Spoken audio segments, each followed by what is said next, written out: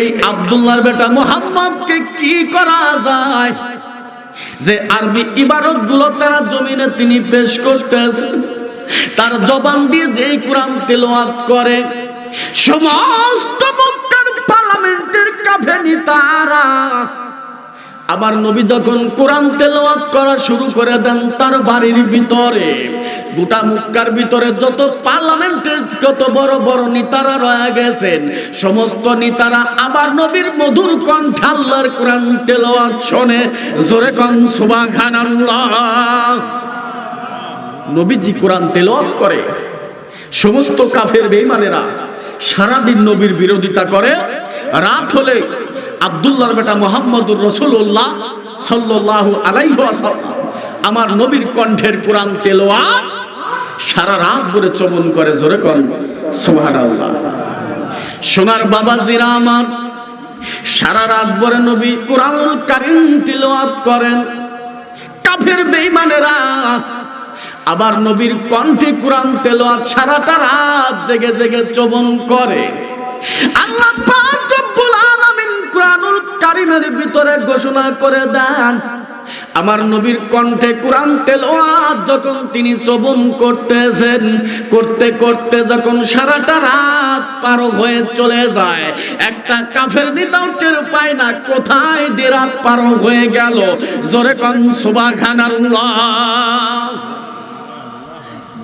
এমন মধুর কণ্ঠে তেলাওয়াত নবী শ্রবণ করেন, কাফের বেঈমানেরা নবীর কণ্ঠের কোরআন তেলাওয়াত শুনে সারাটা রাত পার হয়ে যায়, একটা কাফের নেতাও কিন্তু টের পায় না।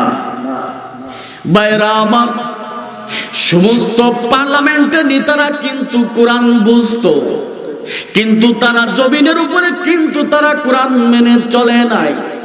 ওই সমস্ত কাফের বেঈমানেরা যখন নবীর কণ্ঠে তেলাওয়াত শ্রবণ করেন, নবী কোরআন তেলাওয়াত করেন, কাফের বেঈমানেরা নবীজির ঘরের চতুর্পাশে দাঁড়ায়া যায়।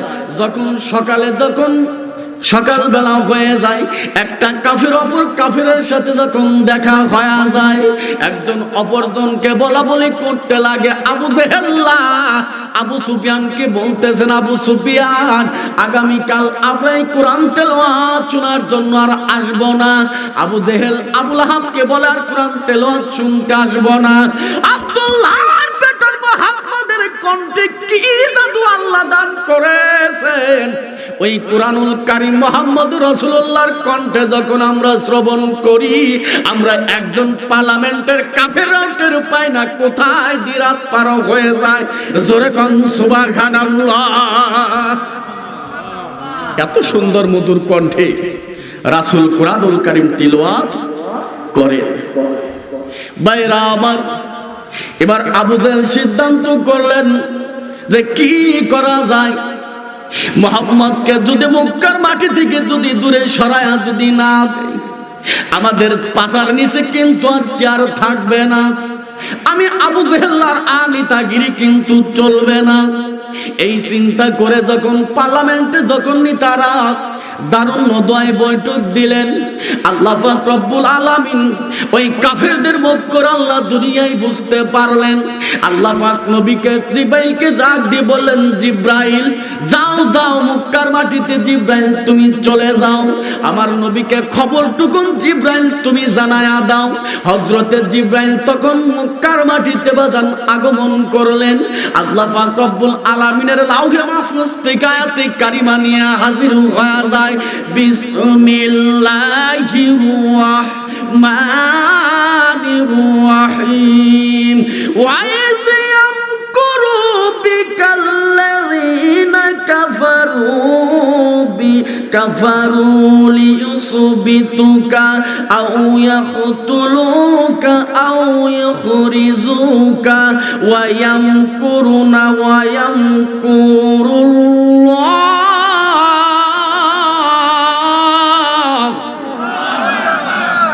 আল্লাহ পাক রব্বুল আলামিন জিব্রাইলকে ডাক দিয়ে বললেন, জিব্রাইল আমার নবীকে খবরটুকুন জিব্রাইল তুমি শোনায়া দাও।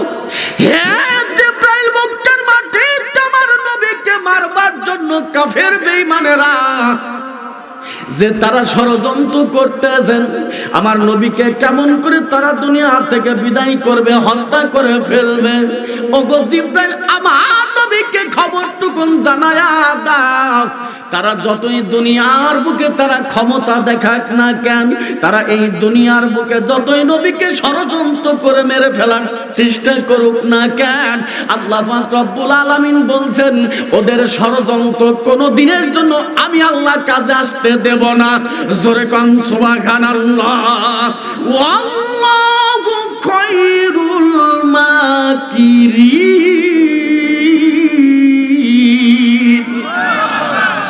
আল্লাহ পাক রব্বুল আলামিন জানায়া দিয়েছেন নবী গো, জিবরাইলের মাধ্যমে নবীকে তিনি জানায়া দিলেন ও গো নবী, তারা যতই চেষ্টা করুক না কেন, মক্কর করুক না কেন, আমি আল্লাহর চাইতে ওরা বড় মক্করবাজ কিন্তু দুনিয়ায় হতে পারবে না। জোরে কোন সুবহানাল্লাহ। আল্লাহর চাইতে বড় মক্করবাজ কেউ আছে? জোরে বলুন। আল্লাহ বলছেন যতই ষড়যন্ত্র করুক আর যতই তারা মক্করবাজ হোক না কেন, আল্লাহ বলছেন মাকার আল্লাহু আল্লাহু খায়রুল মাকিরিন। আমি আল্লাহ পাক রব্বুল আলামিন হলাম সবচাইতে বড় মক্করবাজ। জোরে করেন সুবহানাল্লাহ। বাবাজিরা আমার, ভাইরা আমার, এবার যখন নবীজি মদিনার মক্কার মাটিতে যখন তিনি তার বাড়ির মধ্যে যখন নবী অবস্থান করে, এবার চতুর্পাশ থেকে যখন ৪২ জন কাফের নেতা আমার নবীর গড়টাকে বাজান ঘিরাও করে রাখছেন, নবীজিকে হত্যা করে ফেলবেন। আল্লাহ পাক রব্বুল আলামিন জিবরাইলকে জানায়া দিলেন, জিবরাইল আমার নবীকে খবরটুকুন জিবরাইল তুমি জানায়া দাও, আমার নবী এই মুহূর্তে যেন মক্কার মাটি থেকে মদিনার মাটিতে হিজরত করে চলে যায়। জোরে কোন সুবহানাল্লাহ। তার পূর্বেই আল্লাহ বলেছিলেন জিবরাইল আমার নবীকে জানায়া দাও, খবরটুকুন জানায়া দাও, আমার নবীকে একদিন এই মক্কা ছেড়ে মদিনায় হিজরত করে চলে যেতে হবে। বাবাজিরা আমার, ভাইরা আমার, এবার যখন নবীজিকে খবরটা যখন জানানো হলো, এবার যখন নবীজিকে খবর জানায়া দিলেন জিবরাইল নবী আপনাকে একদিন এই মক্কা থেকে মদিনার মাটিতে চলে যেতে হবে। তার কিছুদিন পূর্বেই মদিনার মাটি থেকে ৭২ জন ৭০ থেকে ৭২ জন সাহাবী আনসার এবং মুজাহিদ সাহাবী মদিনার থেকে মক্কার মাটিতে নবীজির কাছে আগমন করলেন। মক্কার মাটিতে নবীর কাছে এসে বললেন, নবী গো আমরা মদিনার আনসার এবং মুজাহিদ সাহাবী নবী আপনাকে মদিনার মাটিতে নেবার জন্য দাওয়াত করতে এসেছি। আল্লাহর নবী বলতেছেন, ও মদিনার নেতারা, ও মদিনার আনসার সাহাবী মুজাহিদ সাহাবীরা, আমি রাসূলুল্লাহ মক্কার মাটিতে দিনের বেলায় কোনো কথা বলতে পারি না, কারণ বর্তমান মক্কার মাটির অবস্থা কিন্তু খুব একটা ভালো না। আমি রাসূলুল্লাহ মক্কার মাটিতে কথা বলতে পারি না। আপনারা আকাবার প্রান্তরে আসবেন, আমি রহমাতাল লিল আলামিন আপনাদের সাথে আমি রাসূলুল্লাহ কথা বলবো। জোরে কোন সুবহানাল্লাহ। আল্লাহ রাসূল বলছেন, ও মদিনার আনসার মুজাহিদ সাহাবীরা, তোমরা আকাবার প্রান্তরে রাত্রিবেলাতে আসবে, আমি রাসূলুল্লাহ সেই আকাবার প্রান্তরে আপনাদের সাথে কথা বলবো। জোরে কোন সুবহানাল্লাহ। ভাইরা আমার, রাত্রি যখন গভীর হয়ে গেল, আকাবার প্রান্তরে যখন